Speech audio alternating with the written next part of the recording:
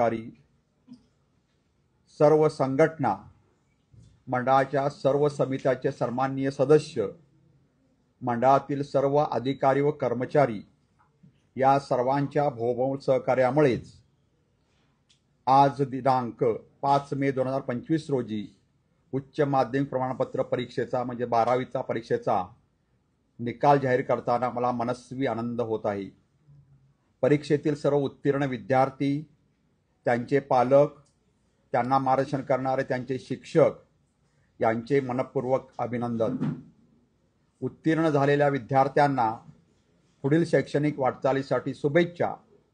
तसेच उत्तीर्ण होऊ न शकलेल्या विद्यार्थ्यांनी नाउमेद न होता जून जुलैमध्ये होणाऱ्या पुरवणी परीक्षेसाठी प्रविष्ट होऊन यश संपादन करावे असं मी त्यांना आवाहन करतो। या परीक्षेची प्रमुख वैशिष्ट्ये: विद्यार्थ्याच्या मनावरील ताण कमी होण्याच्या दृष्टीने फेब्रुवारी-मार्च 2025 या उच्च माध्यमिक प्रमाणपत्र परीक्षा म्हणजे 12वीच्या परीक्षेचे वेळापत्रक तयार करताना प्रत्येक प्रमुख विषयाच्या लेखी परीक्षेच्या दरम्यान किमान 1 दिवसाचा खंड ठेवण्यात आला होता। सदरचे वेळापत्रक दिनांक 21 नोव्हेंबर 2024 रोजी विद्यार्थ्यांच्या माहितीसाठी मंडळाच्या संकेतस्थळावर प्रसिद्ध करण्यात आले होते। विद्यार्थ्यांना व्यावसायिक अभ्यासक्रमाच्या परीक्षेची तयारी करण्यासाठी अखंडपणे पुरेसा वेळ मिळावा म्हणजे साधारणतः नीट जी या परीक्षेसाठी, तसेच परीक्षांचे निकाल लवकर जाहीर होऊन पुरवणी परीक्षा लवकर होण्याच्या दृष्टीने यावर्षी प्रथमच मंडळाच्या इतिहासात 12वीची परीक्षा साधारणतः 10 दिवस पूर्वी आयोजित करण्यात आली होती। परीक्षेच्या कालावधीत अनेक विद्यार्थी नकारात्मक विचाराने किंवा परीक्षेच्या भीतीने मानसिक दडपणाखाली असतात। अशा विद्यार्थ्यांना नैराश्यातून बाहेर काढण्यास मदत करण्यासाठी राज्य मंडळ स्तरावरून समुपदेशन करण्यासाठी 10 समुपदेशकांची नियुक्ती करण्यात आली होती।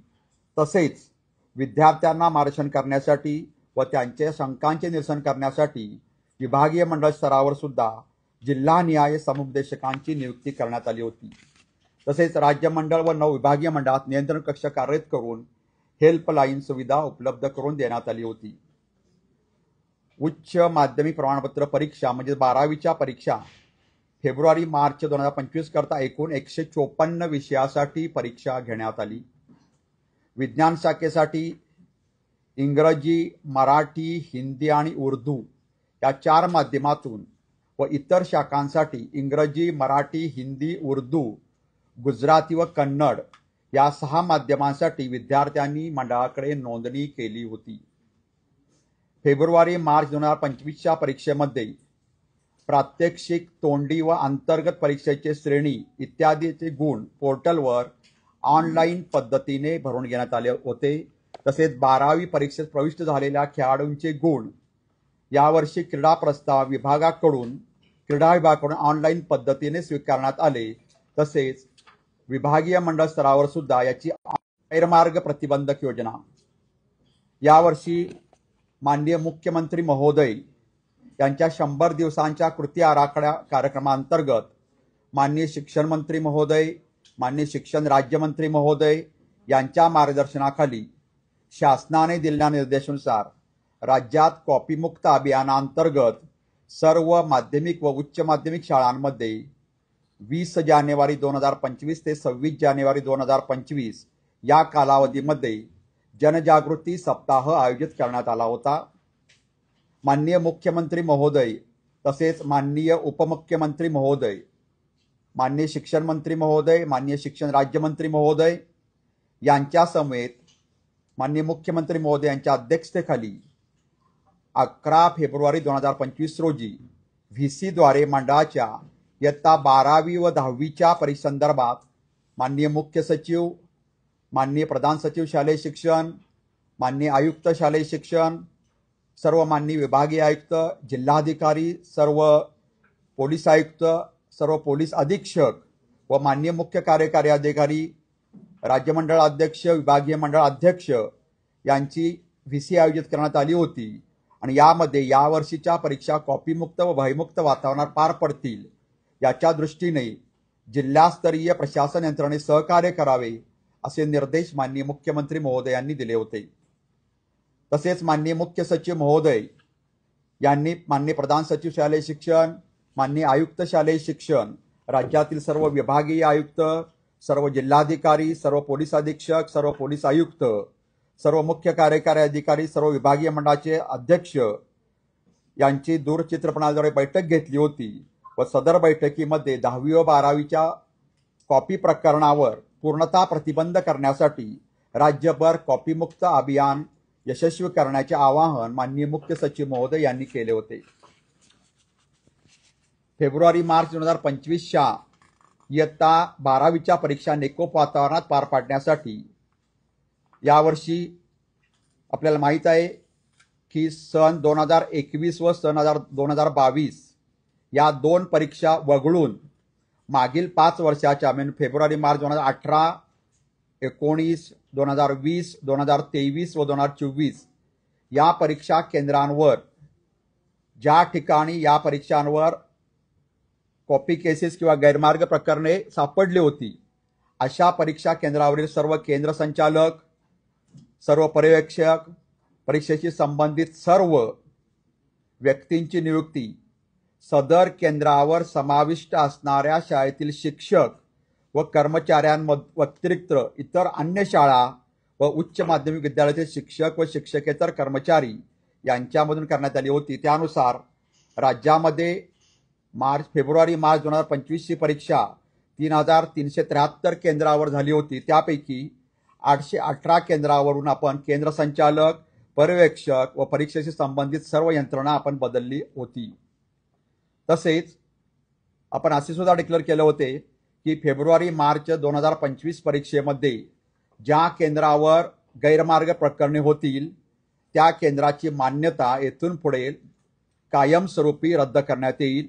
यावर्षी मार्च 2025च्या परीक्षेमध्ये 12वीच्या परीक्षेमध्ये एकूण 124 केंद्रावर गैरमार्ग प्रकरणे आढळली असून नियमानुसार ज्याप्रमाणे डिक्लेअर केले त्याप्रमाणे त्यांची चौकशी करून ती केंद्र पुढील परीक्षेपासून कायमस्वरूपी बंद करण्यात येणार आहेत।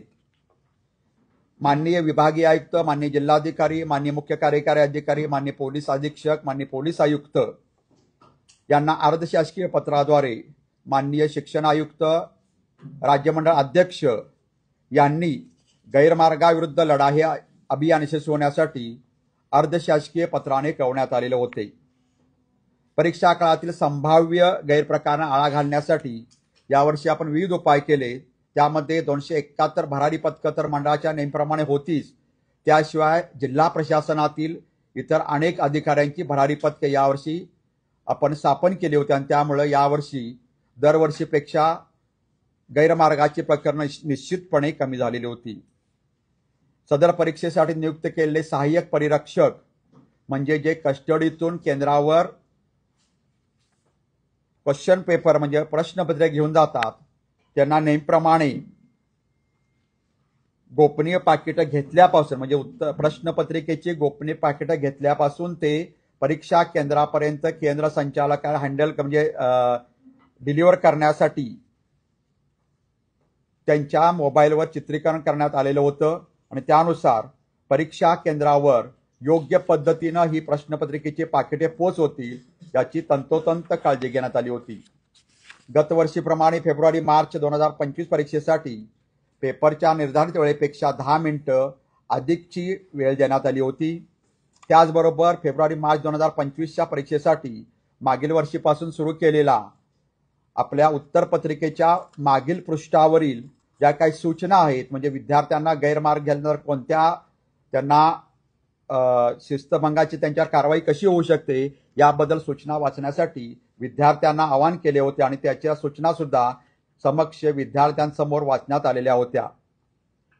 परीक्षा कॉपीमुक्त व भयमुक्त वातावरण पार पाडण्यासाठी माननीय उपमुख्यमंत्री महोदय यांनी राबवलेल्या उपक्रमात चालना देण्यासाठी राज्य मंडळाने सर्व जिल्हा प्रशासनांना अतिरिक्त निधी उपलब्ध करून दिला होता। आता निकालाची ठळक वैशिष्ट्ये। या परीक्षेत राज्यातील पुणे, नागपूर, छत्रपती संभाजीनगर, मुंबई, कोल्हापूर, अमरावती, नाशिक, लातूर, कोकण या 9 विभागीय मंडळामधून विज्ञान, कला, वाणिज्य व व्यवसाय अभ्यासक्रम तसेच ITI या शाखांसाठी एकूण 14,27,085 नियमित विद्यार्थ्यांनी नोंदणी केली होती। त्यापैकी प्रत्यक्ष 14,17,969 विद्यार्थी प्रविष्ट झाले होते आणि त्यापैकी 13,02,873 विद्यार्थी उत्तीर्ण झाले आहेत व उत्तीर्णतेची टक्केवारी 91.88% इतकी आहे। खाजगी विद्यार्थी म्हणून नोंदणी केलेल्या विद्यार्थ्यांची एकूण संख्या 36,133 एवढी होती।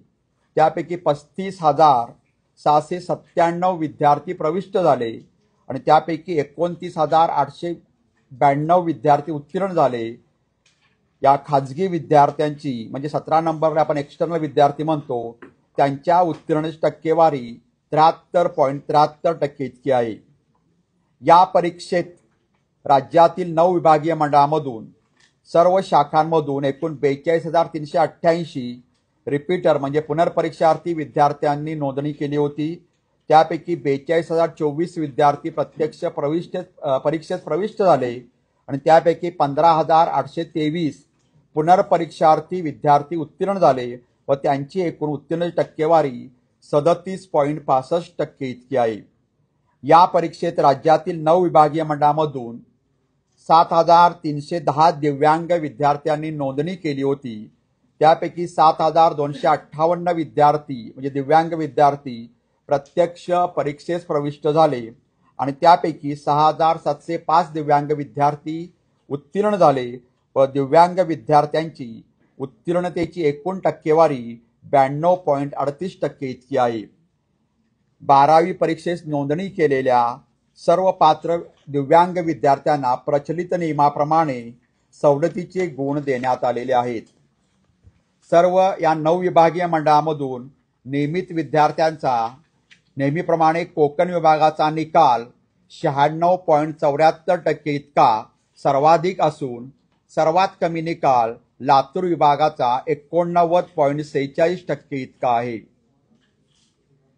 सर्व विभागीय मंडळातून नियमित मुलींची उत्तीर्णतेची टक्केवारी 94.58% इतकी असून मुलांची उत्तीर्णतेची टक्केवारी 89.51% इतकी आहे।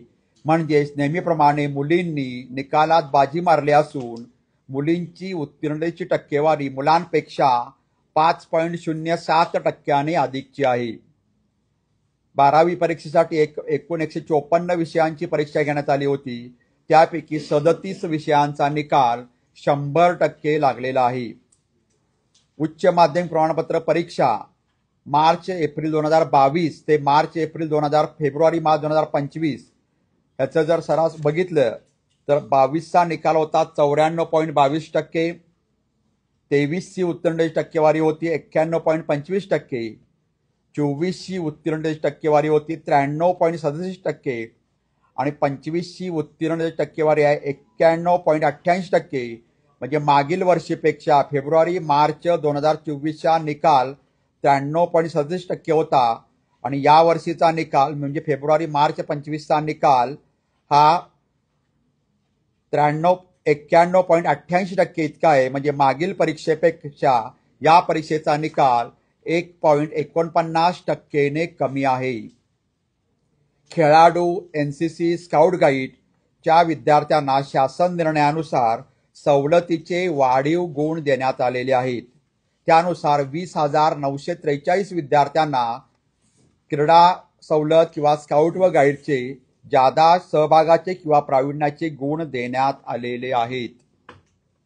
आता श्रेणी सुधार किंवा गुण सुधार योजना जुलै 2024च्या परीक्षेपासून आपण श्रेणी सुधार किंवा गुण सुधार योजनेसाठी बदल केला असून आपण आता जो विद्यार्थी सर्व विषयात एखाद्या परीक्षेला पास झाला तर त्याच्या सलग 3 परीक्षा आपण त्या विद्यार्थ्यांना श्रेणी सुधार किंवा गुण सुधार योजनेसाठी आपण परीक्षेला बसण्यासाठी पात्र ठरवतो. म्हणजे आता फेब्रुवारी मार्च 25चा आता निकाल लागतो. हे विद्यार्थी जर सर्व विषयात पास झाले असतील एकाच वेळी सर्व विषय घेऊन, आणि या विद्यार्थ्यांना येणारी जून जुलै 25ची परीक्षा, पुढच्या वर्षीची येणारी फेब्रुवारी मार्च 26ची परीक्षा आणि त्याच्यानंतर येणारी जून जुलै 26ची परीक्षा, या 3 सलग परीक्षेपैकी तिन्ही संधीला किंवा तिनापैकी एका संधीमध्ये त्या विद्यार्थ्यांना श्रेणी सुधार किंवा गुणसुधार योजनेसाठी निश्चितपणे प्रविष्ट होण्याची संधी देण्यात येत आहे. या तिन्हीपैकी एक किंवा तिन्ही परीक्षा तो बसू शकतो आणि त्याशिवाय त्याला एकदा श्रेणी सुधार किंवा गुणसुधार योजनेनंतर त्याला मार्क कमी झाले असतील किंवा जास्त झाले असतील तर विद्यार्थ्याला विकल्प असतो की त्यानंतर 6 महिन्यामध्ये की त्याला कुठलं गुणपत्रक घ्यायचं आहे, पहिलं घ्यायचं आहे काय दुसरं घ्यायचं आहे. त्याने विकल्प दिल्यानंतर त्याला ते दुसरं गुणपत्रक पाहिजे असेल तर पहिलं गुणपत्रक परत घेऊन दुसरं गुणपत्रक त्याला अदा करण्याचे देता येते. ऑनलाईन निकालानंतर गुणपडताळणी, उत्तरपत्रिकांच्या छायांकित प्रती, पुनर्मूल्यांकन यासाठी अर्ज स्वीकारण्यात येणार असून यासाठी आम्ही दिलेल्या संकेतस्थळावर सर्व माहिती, अटी व शर्ती व सूचना देण्यात आलेल्या आहेत. या प्रक्रियेसाठी विहित शुल्क debit card, credit card, UPI, net banking याद्वारे ऑनलाईन पद्धतीनेच भरावयाचे आहे. गुण पडताळणीसाठी तसेच पुनर्मूल्यांकनासाठी दिनांक 6/5/2025 म्हणजे उद्यापासून ते मंगळवार दिनांक 20/5/2025 पर्यंत विहित नमुन्यात अर्ज करणे आवश्यक राहील.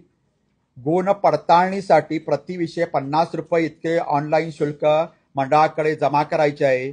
तर विद्यार्थ्यांना फोटोकॉपी घेतल्याशिवाय म्हणजे उत्तरपत्रिकेची फोटोकॉपी घेतल्याशिवाय त्याचा पुनर्मूल्यांकन करता येत नाही. आणि फोटोकॉपी घेण्यासाठी सुद्धा 6 मे ते 20 मे या कालावधीत विद्यार्थ्यांना अर्ज करता येईल. आणि विद्यार्थ्यांना ही फोटोकॉपी ही हस्तपोच किंवा ऑनलाईन किंवा रजिस्टर पोस्टाने कोणत्याही पद्धतीने त्याला घेण्यात येईल. यासाठी एका विषयासाठी फोटोकॉपी घेण्यासाठी 300 रुपये विहित शुल्क नेहमीप्रमाणे आलेले आहे. तसेच पुनर्मूल्यांकनासाठी 300 रुपये तर छायापत्रिकेसाठी 400 रुपये इतके शुल्क ऑनलाईन पद्धतीने मंडळाकडे जमा करावे लागेल. उत्तरपत्रिकेचे पुनर्मूल्यांकन करण्यासाठी फोटोकॉपी घेणे गरजेचे आहे. फोटोकॉपीसाठी प्रति विषय 300 रुपये एवढे मूल्य ऑनलाईन पद्धतीने भरून घेण्यात येणार आहे.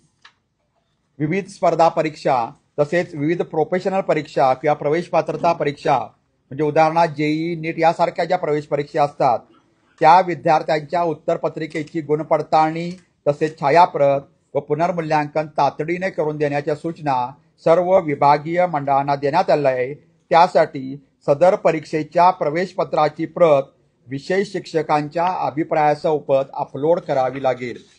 ऑनलाईन पद्धतीने घेण्यात येणाऱ्या माहिती तंत्रज्ञान म्हणजे IT विषय व सामान्य ज्ञान म्हणजे GK या विषयाच्या उत्तरपत्रिकेचे पुनर्मूल्यांकन करून देण्यात येणार आहे.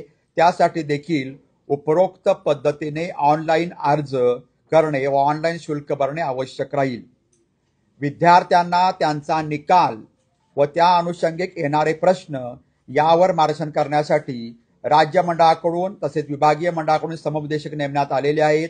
ही सुविधा ऑनलाईन निकालाच्या दिवसापासून म्हणजे आजपासून पुढील 8 दिवस कार्यरत राहील. उच्च माध्यमिक प्रमाणपत्र परीक्षा उत्तीर्ण झालेल्या सर्व विद्यार्थ्यांना मंडळामार्फत पुढील शिक्षणासाठी शुभेच्छा. तसेच सदर परीक्षेत काही कारणास्तव यश प्राप्त करू न शकलेल्या विद्यार्थ्यांना पुढील आयुष्यासाठी सुद्धा शुभेच्छा देण्यात येत आहेत. धन्यवाद. आता या संदर्भात जर आपण बघितलं तर मागील वर्षीपेक्षा 1.49% निकाल कमी झालेला आहे. म्हणजे या वर्षीचा निकाल 91.88 एवढा लागलेला आहे. मागील वर्षीचा निकालापेक्षा 1.49% कमी आहे. जर आपण 22, 23, 24 निकाल बघितला तर 23 सुद्धा निकाल याच्यापेक्षा कमी होता. त्यामुळे निकालाची एकंदर सरासरी बघितली तर ही सर्वसाधारण सरासरी दरवर्षीप्रमाणेच आहे. यामध्ये नेहमीप्रमाणे कोकण विभागीय मंडळाचा सर्वाधिक निकाल असून लातूर विभागीय मंडळाचा त्या मानाने कमी निकाल आहे. म्हणजे सर्वात शेवटच्या 9 नंबरांना लातूर विभागीय मंडळ आहे. नेहमीप्रमाणे मुलींनी या निकालात बाजी मारली असून मुलांपेक्षा मुलींचा निकाल 5.07% अधिक आहे. याचबरोबर ज्या कॉपी केसेस आहेत किंवा विभागनिहाय तुम्हाला पाहिजे असेल तर क्रमांक सांगतो मी तुम्हाला. कोकणचा सर्वाधिक निकाल आहे 96.74%. 2 नंबरला कोल्हापूर विभाग आहे 93.64%. 3 नंबरला आहे मुंबई विभाग 92.93%. 4 नंबरला आमचा छत्रपती संभाजीनगर विभाग आहे 92.24%. 5 नंबरला आहे 5 नंबरला आहे अमरावती विभाग 91.43%. 6 नंबरला आहे पुणे विभाग 91.32%. 7 नंबरला आहे नाशिक विभाग 91.31%. 8 नंबरला आहे नागपूर विभाग 90.52% आणि 9 नंबरला आहे लातूर विभाग 89.46%. म्हणजे नियमित विद्यार्थ्यांमध्ये एकूण सरासरी निकाल 91.88% इतका लागलेला आहे. आता या निकालामध्ये गुणवत्तेवार निकाल बघितला तर एकूण नियमित विद्यार्थी 14,27,085 प्रविष्ट झाले होते, नोंदणी झाले होते. त्यापैकी 14,17,969 विद्यार्थी प्रविष्ट झाले आणि त्यापैकी